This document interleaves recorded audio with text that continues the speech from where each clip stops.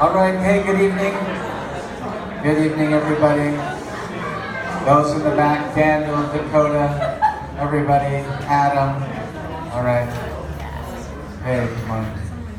Hey, isn't it good to be in a place where it's just, I was just sitting up here just going, the simplicity of Surfers Church, you just come and there's no pressure other than for you to just, we use the term around here, it's called self-governing.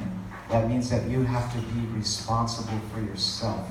And last week, how many enjoyed Sarah last week? Wasn't it amazing? Yeah. And what I did really like about it, Kate emphasized, she says, hey, I'm an adult. And I think that that's really a good word for us, is that we just need to grow up and be an adult. So if you're a woman in the house, you need to grow up and be a woman. And if you're a man in the house, you need to be a man. Because every woman wants a man, and every man wants a woman. All right, so if you want one of them, you got to be one of them. All right, so it's as simple as that, right? But hey, we just want to welcome everybody to Surfers Church. I see Rachel's parents are back there. Welcome from Colorado. We got some ones up here. We got military. We got students. We got all kinds of people that are here. We got, buff. They had a picture of this guy right here. There's a fireman, a buff picture of him up here. Anybody see that picture? Come on, man. That was awesome. Yes. Wow. So, Phil, I just can't believe what you used to look like. I don't know what happened, but I'm really excited about that. But, hey, we just wanted to say welcome. We just have a couple of things.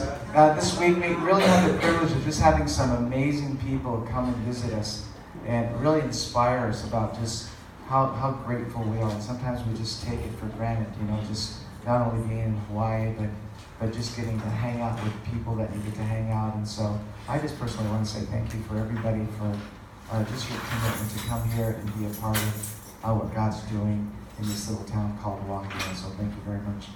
I had a privilege, I was with 3 Samoans today. Anybody love the Samoans? My wife and I used to go to Samoa, Tonga, Fiji, Cook Islands, Australia, New Zealand, and Tahiti, for years. So it was just good to see some of the fruit of that labor that we did like years and years ago. And so, Danny, guess what? They invited you to come speak in Western Samoa. Isn't that awesome? So if you want to help get rid of Danny, all right? I'm serious. Is there anybody who wants to donate $1? Lots who don't have any money. All right? Anybody want it? Dakota, you'll give him $1? Okay, so that's your seed money, all right, to go to the Western Samoa, okay? And then, Kate, you know that Sarah emailed me and said she wants you to go to Bali and speak down there? Nice. Did you know that? Yeah, so she gave it. So is there anybody in the house want to give $1? We got to get rid of Kate, too. There's another $1. All right. All right, so we're trying to get rid of Amanda and Dave Winters as well to go on one of these teams. So actually, we're going to try to put together some Surfers Church outreach ministries to go like Samoa, Tonga, Fiji, or some crazy places that you never thought you could go. We're going to send you, all right? So see, God's already provided for you. Isn't that amazing? Oh, you didn't? Oh, Kate wants to know who you are because she really wants that $1. Who gave that $1 to Kate? Huh? Oh, Matt Perez. So you see Kate right after, So anyway, we're just so blessed. And it's good just to have Danny in the house. Danny, I just want to personally just say thank you for your faithfulness in serving. You got a job. You got a real job. But it's easier than our job. Really. You know that? Because you come after it, you get to play, and then you come here, and then you get to really work. All right? But we just want to say thank you for your faithfulness. And for those that don't know, Danny's been faithfully serving as the worship pastor here in this church. And I can't express my gratefulness for you. So is there just a couple people who just want to stand up? Maybe some STN people just want to just affirm Danny before he gets up here. I know you want to? Okay. We don't want to... We still want you to be humble, Danny, okay? So, Danny, every time I talk to you, you make me feel like I'm special. And that is true. From the very beginning, like from internship, you know how to make people feel special. And that's a very good gift you have. So I just want to thank you for that. Anybody else? One more person. Oh, back there? Wow. Okay, good. Pass the mic back there.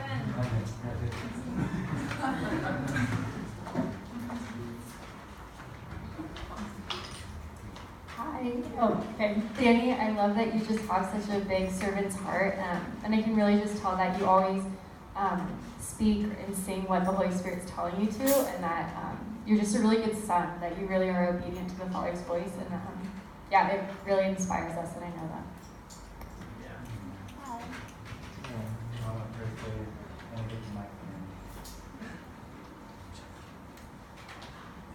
And Danny, before I pray, those of you know, have you ever heard of Instagram? And have you ever heard of Miming the Nations? All right? All right? So if you want to know how to have a starter kit, all right, none of those guys are in the house tonight, are they? They're all on Maui, all right? But Danny, that is pretty unique. Right? So if you're visiting and you do Instagram, I'm an Instagram guy. Just go to, how do you say it's? Miming the donations. It's donations. That's the way they spell it, donations. It's the official website, donations. All right, how many knows it's fun? You can laugh before we get into the word, because I really believe I saw this picture of Jesus laughing at somebody had drawn, because they just wanted to communicate that he's not always serious, that he does want to have fun. He wants to rejoice with you. He wants to sing. He wants to dance. He wants to laugh. And so I'm just going to pray for you, Danny, that you just feel released, just be yourself and share your passion. Father, we want to thank you so much for Danny and his faithfulness in serving really in so many other places other than Surfers Church. And so we just bless him and we release him now to just have fun with us in Jesus' name. Amen. All right, then.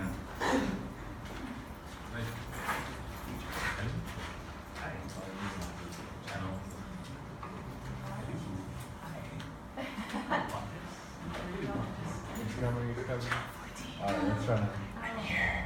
Oh. Oh, All right. So, yes, Lord, we're here. We're listening. All right. Am I good? So, my boss is actually here. Bosses, I should say. And, yeah. I looked at that. I was saying you were having fun not working in your boss's. Yeah, that's what I'm talking about. Anyway, I was already thinking I might not have a job come Monday, but actually, I'm pretty sure I saw them take a checkbook out when you said, "Does anybody want to get rid of Danny?" So, thanks for that. Anyway, tonight we're going to talk about love. What's up, man? First you try to give $1 to get rid of me, and now you're saying, oh no. All right, well, sometimes we get confused by that word, and it can be, have strange meanings, or it could even be awkward. It's like a number of years ago, this lovely woman came up to me and asked me if I had a date for Valentine's. I was like, of course. It's February 14th. There we go. The rest of you didn't get it when you walk out the door. Shit. All right. But no, that's not the kind of love we're going to talk about tonight. Yeah, some of you are getting it now. Okay. We're not talking about courtship or romance, but maybe another night we'll compare the relationship between love and those things. But tonight, I want to talk about the biblical definition of love. Why we must love ourselves, why we must love others, and what happens when we do. So, I think it was my first time speaking at Surfers Church. I shared this passage, and it was in a book that I'd read. I don't remember the book, but what it said was, it had 1 Corinthians 13. So can we throw that up? Is that? Okay, thanks. So a lot of you guys know this scripture, but I wanted to bring it back up. You know, it's said in movies, in the weddings and movies. The truth is, true love is true love no matter where it's at or no matter where it's being portrayed. So it says, love is patient, love is kind, it does not envy, it does not boast, it is not proud, it does not dishonor others, it is not self-seeking, it's not easily angered, and it keeps no record of wrong. So, oh, and love never fails. There's more. There's more. Oh, whoops, my bad. Love does not delight in evil. I knew that. But rejoices with the truth. There's more to this, and it's important. It always protects, always trusts, always hopes, always perseveres, and love never fails. And that's why we have a team of people that back us up, like Annika, who's going to say, hey, you didn't finish. But somebody, this is not a trick question. What is God? Yes! Okay, cool. So if you're wondering, I've talked to people where I'd ask them one week, what are the characteristics of your father, your earthly father? And I did this in one of the men's groups that I was leading, and they all had, like one word or one sentence that kind of just summed up who their father was in their eyes. And purposely, I'd wait till the next week, and I'd ask them, okay, so tonight I want to talk about who God is. And I would ask them, what's the word that sums up God? And pretty much 9 out of 10 times, it was always the same word.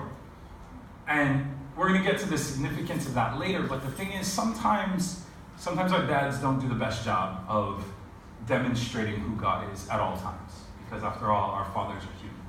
And again, this is not to down on anybody's father tonight. We will talk about that a little bit later. But for now, if you're curious because maybe you didn't have the best vision or the best demonstration of who God is through your earthly father, if God is love, then we can go back to this scripture again from the beginning, and every time you see the word love, we can put God. And then you can know truly what the nature of our God is. So God is patient. God is kind. He does not envy. He does not boast. He is not proud. He does not dishonor others. He is not self-seeking. He is not easily angered. He keeps no record of wrongs. God does not delight in evil, but rejoices with the truth. He always protects, always trusts, always hopes, always perseveres, and God never fails. So, earlier I mentioned that love can be perceived as confusing or awkward or whatever, but that's the way the world creates love. Or what the world has molded love into. But true love is what we just read. And if we are supposed to be Jesus in this world, and if God is love, then that means that we can do we can do something that tends to stress me out a little bit when I do this. So I realize that I might not always be hitting the mark, which is, Danny is patient. Danny is kind. He does not envy. He does not boast. He's not proud. He does not dishonor others. He's not self-seeking. He's not easily angered. He keeps no record of wrongs. Danny does not delight in evil, but rejoices with the truth. He always protects, always trusts, always hopes, always perseveres, and Danny never fails. Now, I encourage you guys sometime this week to go and open 1 Corinthians and take a look at your life and what it looks like if you put your name instead of the word love.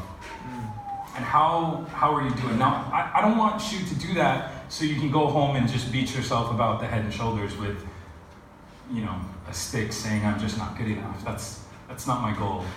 I want you to look at it and see, hey, that's a target of where I should be. And these are some of the ways I should be behaving.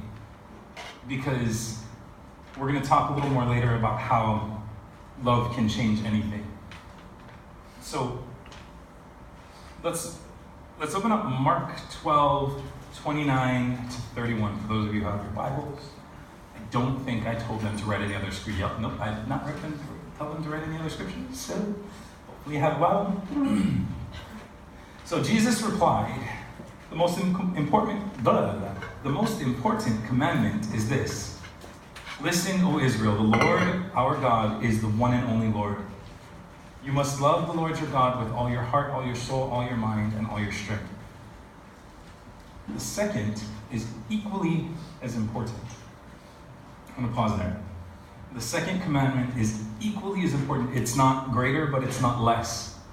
To love the Lord your God as it is to love your neighbor as yourself. No other commandment is greater than these.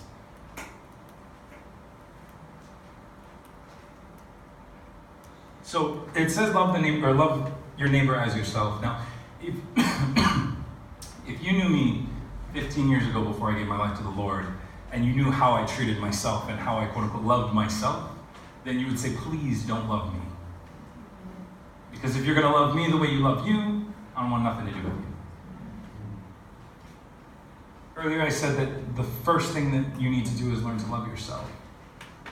This isn't, we get it confused sometimes, where we think that, we're, what's the word I'm looking for? We're being self-centered, or we're indulging ourselves, but that's not the case. It's the example that I use you'll never go to jail, but if you were to go to jail, what they do is there's handcuffs that go on your wrists that attach to a chain around your waist. So you have your wrists like this. And then they put these giant handcuffs on your ankles, so you walk around like this. The problem with that is if somebody I cared for was living or in a burning fire, I can't go over and help them. If somebody trips and falls on their face, I can't go and bend down and help them. So if I myself am shackled in some way and unable to love myself, then I'm absolutely useless to the people around me. Because the reality of it is, let's think about this. So Amanda gets up and she trips on the floor. So I walk over and I'm like, why'd you trip? Get up! What's wrong with you? Think about it. When we're hurting and we go to help somebody else, what does that end up looking like? Usually ends up with us criticizing them, talking about how dumb they are for falling on their face, however it manifests. But it's definitely not helpful, right? So, Galatians 5:19-23, right before the fruits of the Spirit. Verse 19, it says, when you follow the desires of your sinful nature, the results are very clear. Sexual immorality, impurity, lustful pleasures, idolatry, sorcery, hostility, quarreling, jealousy, outbursts of anger, selfish ambition, dissension, division, envy, drunkenness, wild parties, and other sins like these. Let me tell you again, as I have before, anyone living that sort of life will not inherit the kingdom. This is the passage we like to skip over, right? We go straight to the fruits of the Spirit. It's joy, peace, patience, kindness, goodness, faith. We like those things. We like to say, I want these things. But we forget that right before, it says, however, if we're not in this area of life, then we're going to be in this place. And this place results in death. So it kind of ends up being a little bit of a no-brainer. It's not like, anyway, it's a positive on one side or an absolute negative on the other side. There's no middle ground for us. So when we look at verse 22, which is the fruits of the Spirit, in the world that we live in today, there are so many people that are so offended by so many things. I mean, half of the things that we would have said 15 years ago would get you criticized everywhere for saying today. But when you read verse 22 in chapter 5, it says, but the Holy Spirit produces this kind of fruit in our lives: love, joy, peace, patience, kindness, goodness, faithfulness, gentleness, and self-control. And the last line is important to me. It says, there is no law against these things. I could be wrong. I've not traveled the entire world. But I don't know of a place where these things will get you in trouble. Not if you do these things in the purity of the way God has called us to. All right, so open to John 13. I'm excited about this. I got my mind blown a little bit today. I was like, Lord, I know what I want to talk about. What do you want to say? John chapter 13, verse 4. Nope, verse 3. Jesus knew that the Father had given him authority over everything, and that he had come from God and would return to God. So, he got up from the table, took off his robe, wrapped the towel around his waist, and poured water into a basin. Then he began to wash the disciples' feet, drying them with the towel he had around him. He's king over everything, God over everything. So, he says, I'm going to do this thing that's absolutely beneath me. Yesterday, I was at work.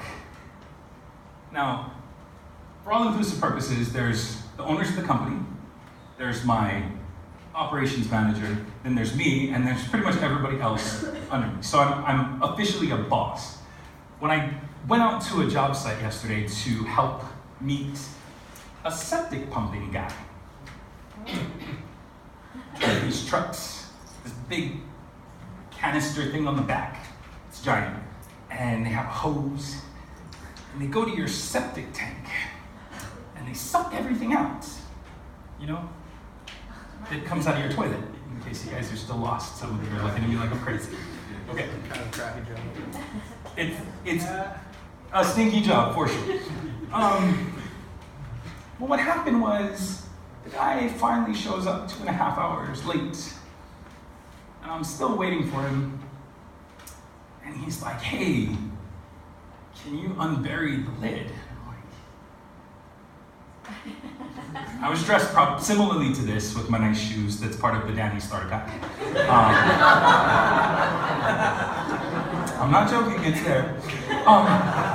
So I go to my trunk of my car, not my work truck, my car. I open my trunk, lo and behold, I have musical instruments, but I don't have a shovel. So I tell the guy, I was like, hey, I don't got any tools. He says, oh, there's a shovel on my truck.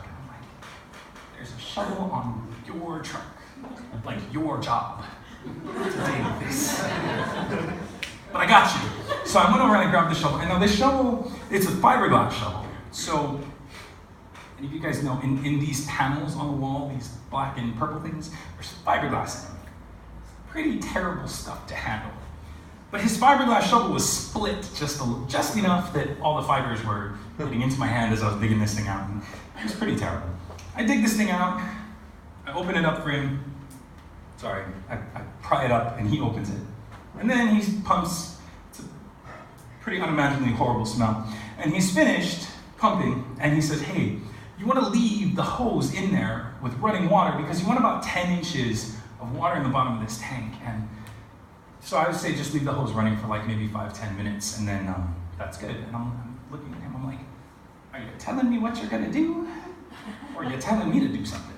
The only reason I was not stoked on this is because that meant that I had to grab the really word that I can't use in church, lid, and pick it up and put it, poopy lid, thank you. I had to pick up the poopy lid and put it back in the hole after I turned off the hose and everything. And I went to school because I don't want to touch gross things, but you know, here I was. So, at the end of all of it, and more specifically when I read that scripture this morning, I was thinking about my attitude. Now, I didn't whine and complain like I would have before, but I'm the boss at a small little company. It's a small little company. Jesus is the boss over everybody that has ever lived and that will ever live. Like everything, every animal, every plant, everything that ever was and ever will be, Jesus is Lord over. And he said, so I will then wash your feet. Now, he already knows that Judas is about to betray him, like in the same chapter. And yet he still washes this guy's feet. Now I want you to think about how many people that you know, if you knew that they were going to go rat you out for something you didn't do that was going to get you tortured and murdered, would you still wash their feet 15 minutes before?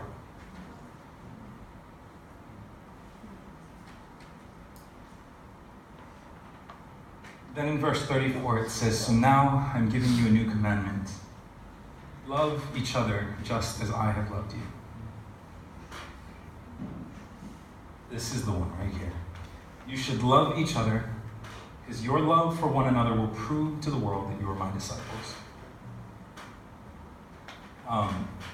Some of you know my story, and some of you know that I was not very popular many years ago. And that standing around the courthouse, there were a line of people surrounding almost the entire thing with these giant signs that said the most hateful things. And it wasn't Danny did bad things. It was Danny is a terrible human being, basically. And I say that because there was nothing inspiring or encouraging about those signs. And I mean that because when you hold up a sign saying what you hate, the world knows what you're against, not what you're for.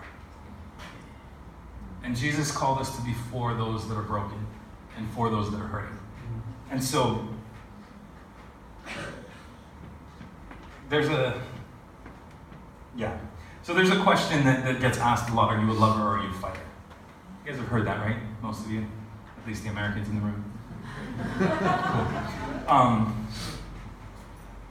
I think that question is just fundamentally wrong, because it is my belief that if you are going to be a lover, you have to be a fighter. Because that passage that we read earlier, it doesn't say love is nice when it feels like it. Love is great when the other person is being nice to me. It says love is always kind and always patient. So we are required to live in that way for ourselves. Realize how fast I'm running out of time, so we're moving along. Being a lover means that you're going to be a fighter.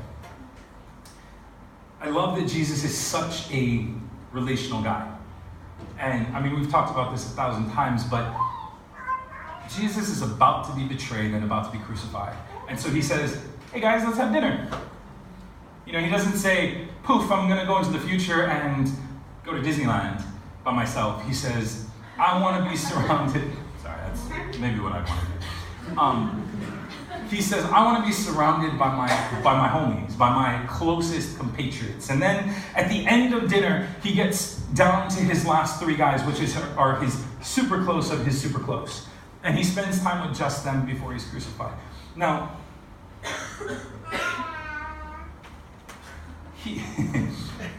he knows that it's about to be over. Like the word says that the hour of his going to the Lord has come. If I thought that this was going to be the last Surface Church, like if I had a terminal illness, Lord forbid, and this was going to be my last Surface Church, you can believe that I am going to spend every moment coming up with the most important things that I can out of my life to share with you. Because this that I say today is going to be the thing that I want you to take and carry for the rest of your life from my life. This is the last thing that Jesus said before he died. Yeah, he knew he was coming back. But he said, so I'm giving you a new commandment to love each other just as I have loved you. Because your love for one another will prove to the world that you are my disciples.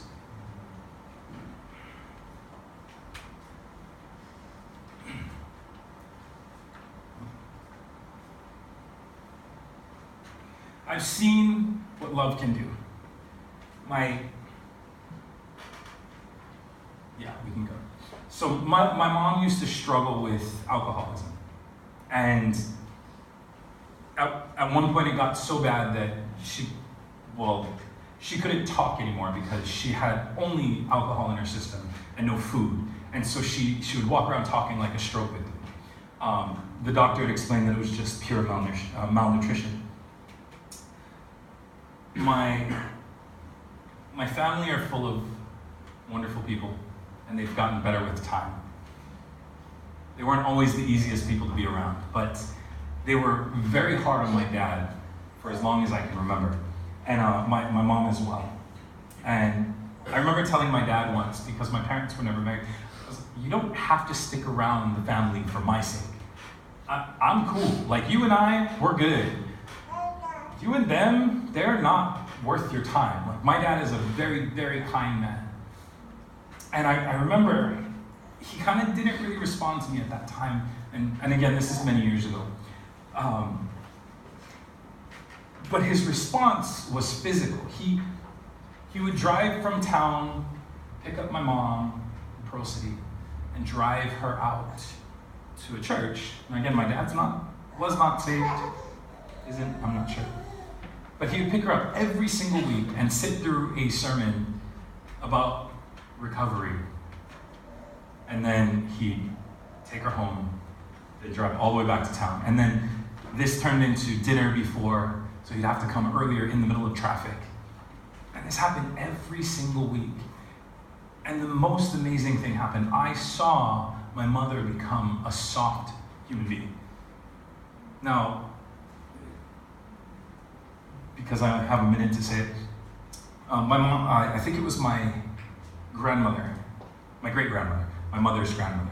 My mom has a story of her grandmother coming home, grabbing my mom, my uncle, and my auntie, scooping them up, walking them outside into the front yard, putting them down, walking back in, setting fire to the house, and leaving.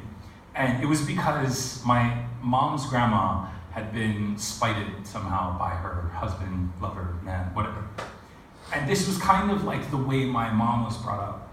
And so it left a lot of room for hurt and things like that. So she didn't know how to communicate love very well to my father. But my dad showed up so much when she needed it the most that it literally melted her to the point where she knew how to love. Now, I had an experience when I was on my state-imposed vacation where this guy came and he wanted to kill me, because that's what he said, and with a weapon in his back. Anyway, and I said, I'm not going to fight you, because the Lord had told me, if you fight this guy, you have to fight all your fights. And he said, but if you don't fight this guy, I will fight all your battles for you. I, with very much pain, decided not to fight this guy. And 3 months later, which for those of you who live in community, you know 3 months is an eternity. Only difference is you don't actually get to go you can't leave the guy. So 3 months later, he comes into the Bible study, and then he tells me at the end, I said, hey, I'm sorry about the miscommunication when you wanted to murder me. Didn't mean to upset you. And he said to me, he said, you know, all these people in here, they talk about Jesus, they talk about God, but you were the first person I ever saw live the way the Bible says. And I sat there, I was mad, because I was like, Lord, you couldn't have done this 2 months ago. But at the same time, I realized that it was the fact that God told me that I have to love this guy, even though I do not want to. And that is what changed his heart towards the Lord. So I'm going to close with this short story, and then we'll call it a night, so we can worship a bunch. Have you guys ever heard the story of the patchwork heart? Okay, perfect, because I love this story, and it's not as fun if you've heard it. When I was really little, I heard this story, and it just blew me away. It says, one day, a young man was standing in the middle of a town proclaiming that he had the most beautiful heart in the whole valley. A large crowd gathered, and they all admired his heart, for it was perfect. There was not a mark or a flaw in it. Yes, they all agreed, it was truly the most beautiful heart they had ever seen. The young man was very proud and boasted more loudly about his beautiful heart. Suddenly, an old man appeared in the front of the crowd and said, "You're mistaken. Your heart is not truly beautiful. Look at mine." It was strong, beating, full of scars. It had places where they had pieces removed and new pieces put in, and they didn't all fit quite right. There were several jagged edges. In fact, there were places where there were deep gouges and whole pieces were missing. The people stared. How can his heart be more beautiful, they thought. The young man looked at him and says, "You must be joking. Mine is perfect and flawless, and yours is torn and scarred." "Yes, yours is perfect," the old man says, "but I would never trade it with you." You see, every scar was created by a time I had given my love to someone. Often they would return a small piece of my heart, or of their heart to me. That is why it is scarred. I don't regret a single piece that is missing because it is a reminder of the love that I have shared, and I will take a piece of their heart with me everywhere I go.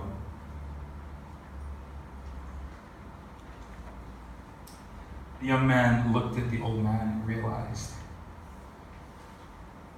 that his heart was not perfect, even in its perfection. And so he tears a little piece off of his heart and he offers it to the old man. And the man takes the offering and tears a little piece off of his heart and hands it to the young man. And although the young man's heart was no longer perfect, it was beautiful. You know, there are going to be times in this life where you're going to love somebody and it's going to hurt. You're going to love somebody and they're not going to share the love and unconditional way that you have.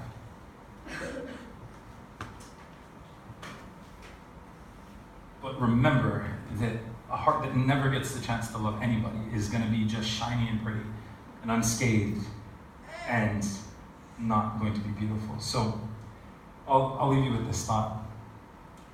Many years ago, I went to a funeral and it caused me to think about my eulogy. And I was thinking at the time, do I want people to talk about how great of a singer I was or how funny I was? Okay, my jokes aren't that funny.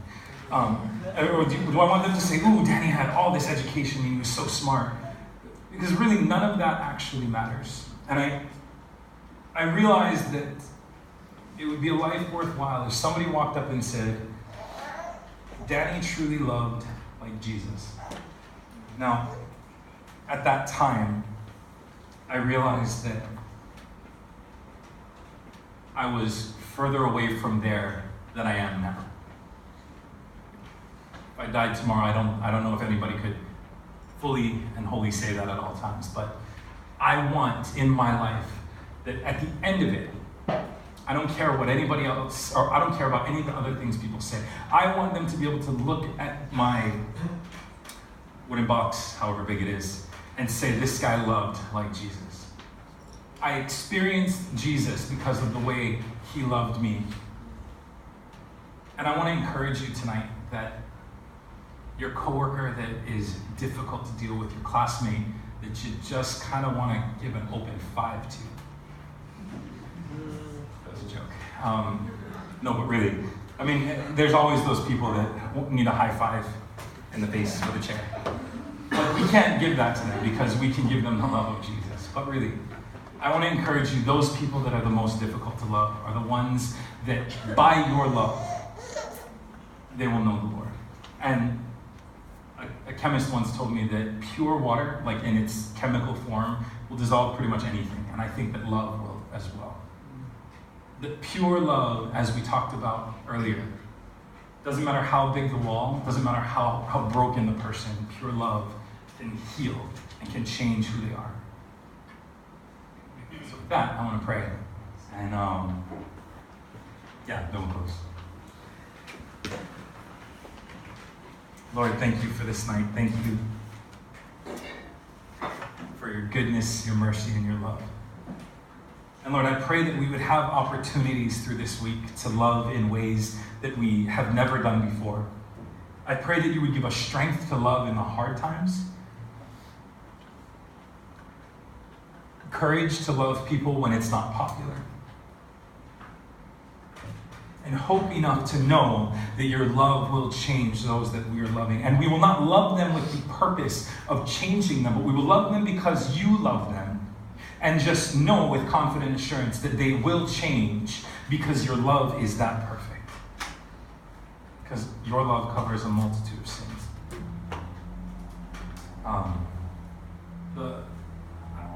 Okay, I want to say this. I'm going to ask people to raise their hand in a second. And I know that sometimes love has not been demonstrated.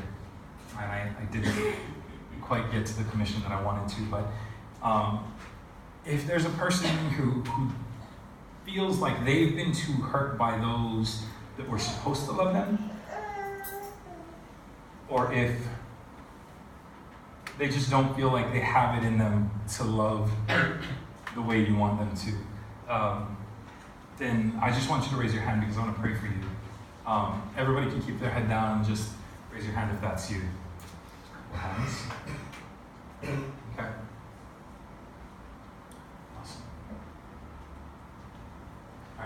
see your hands. And if you didn't raise your hand and I'm still praying for you, you can just raise your hand in your heart. That's fine. So Lord, you saw those hands, and right now I just declare your healing over their lives. Right now, Father, I pray that you would take them back to the moments where they were supposed to have been loved, that they were supposed to have been shown kindness and patience. And I ask, Lord, that you would show them where you were in that situation.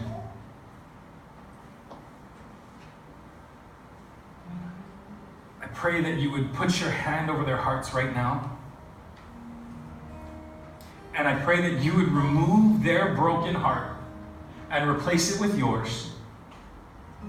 That they would walk around with the heart of Jesus and see things through your eyes because of your heart that now is in them. I declare freedom in this place. I declare hope and courage and strength to all these people. We love you and praise you. In Jesus' name.